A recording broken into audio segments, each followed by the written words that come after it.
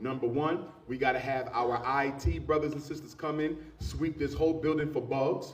We have to make sure no non-Africans are allowed in here. We got to make sure we have appropriate security to throw out agent provocateurs who are going to come in and try to disrupt that meeting. You got to systemically make sure you account for every aspect of a private meeting so you can have a private meeting. We still think that the more white we act, the better our chances will be.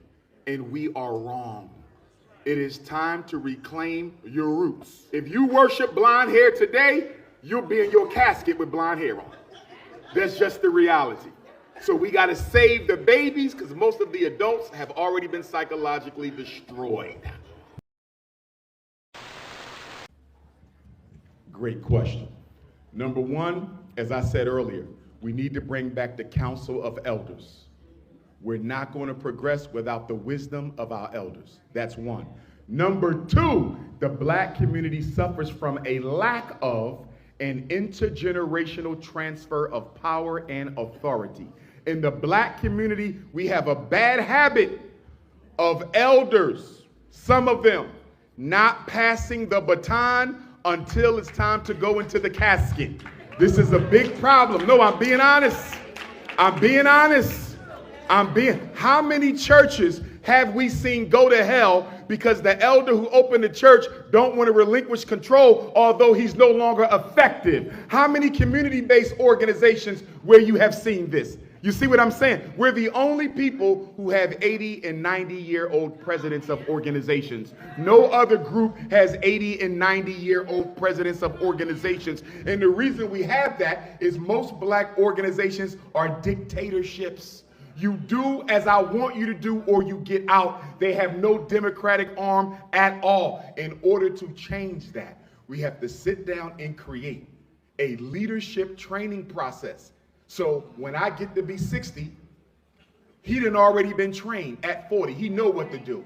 And he's accompanying me along the ride. And we have to move away from one-man leadership to a group-focused leadership. We should have leadership teams, not individual leaders, because they can only be incarcerated, compromised, or executed, right? So we got to create that intergenerational transfer of power. And the last thing that we have to do, we have to start having more community town hall meetings, non-religious.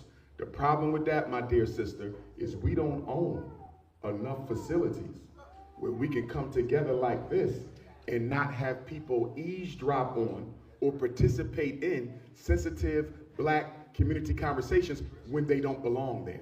The black church is the only real estate we have. And unfortunately, most black churches are too afraid of losing their George Bush FBI money to allow us to come in there and have a frank conversation with each other. Black power. Black power. So in that vein, if we are struggling to find those spaces where we can safely come together and have those conversations, what are we to do? Where do we find those spaces? How do we create them? What does that first step look like? Well, number one, there's no substitute for building infrastructure, so we got to create some. Until we get there, to your question, take a community center like this. If we're going to have a serious conversation here about the future of black Cincinnati, the future of black Ohio, number one, we got to have our IT brothers and sisters come in, sweep this whole building for bugs. We have to make sure no non-Africans are allowed in here. We got to make sure we have appropriate security to throw out agent provocateurs who are going to come in and try to disrupt that meeting. You got to systemically make sure you account for every aspect of a private meeting so you can have a private meeting. It is so hard for black people to have a private meeting because so many of us are funded by outsiders. When you are funded by outsiders, you have no right to privacy. When they fund you, they tell you it can't be all black. And for that reason alone, we need to start creating things that are privately funded by us that are all black. Because every other community, they have all Chinese meetings. If you ain't Chinese, you ain't there. If you ain't Jewish, you ain't there. If you're not an Arab, you're not there. Only in the black community will you always find outsiders in our meetings because we don't own and control anything. Black power.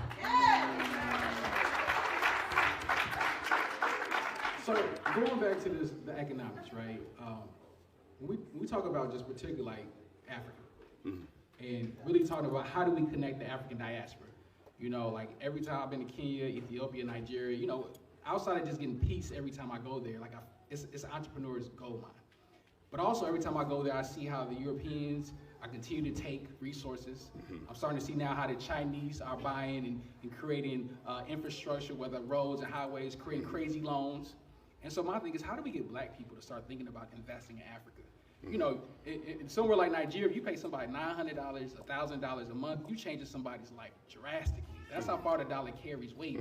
But for us as black Americans, how do we start thinking about, hey, how do we go over here? How do we help our brothers and sisters over there, but then also help our brothers and sisters here? Like, how do we, my thing is, I feel like Africa should be like China. Like, we should be manufacturing everything in Africa and then bringing it back here. How do we start thinking about connecting the diaspora from an economic standpoint? Because oftentimes, we talk to black people, you know, we not, Africa ain't the top thing on our list to go visit. We want to go to Europe, we want to go everywhere else.